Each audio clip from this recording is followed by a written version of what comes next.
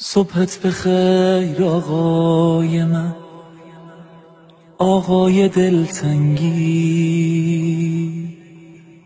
صبحت بخیر آقای من، آقای تنهایی. من دور افتادم ازت اما تو نزدیکی. امروزمو با تو شروع کردم که اینجایی.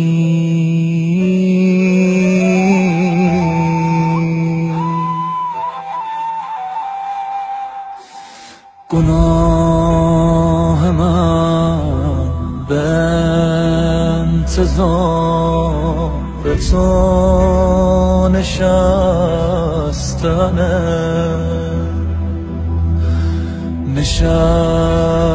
عاشقی. گناه عشق رفتنه.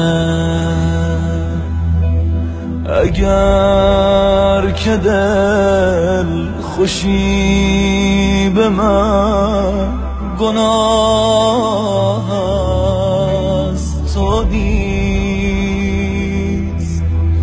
اگر که خیس چشم تو گناه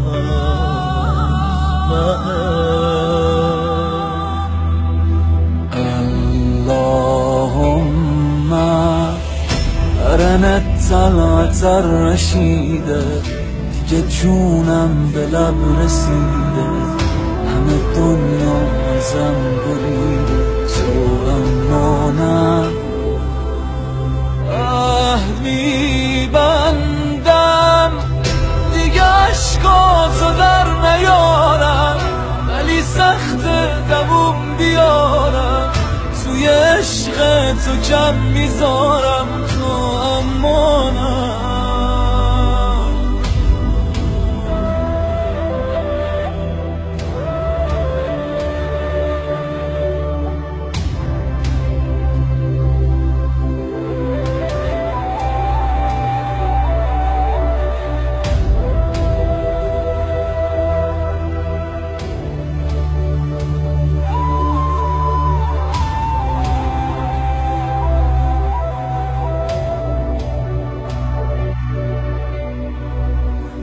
تو هفته ای دوبار گریه می کنی برام. تو هفته ای دوبار توبه می کنی به جان. تو منتظر تر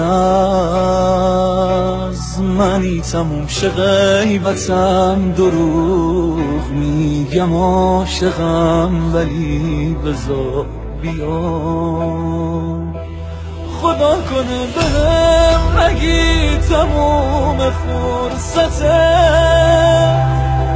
دعا بکن که خوب بشم آقا به حرمتت.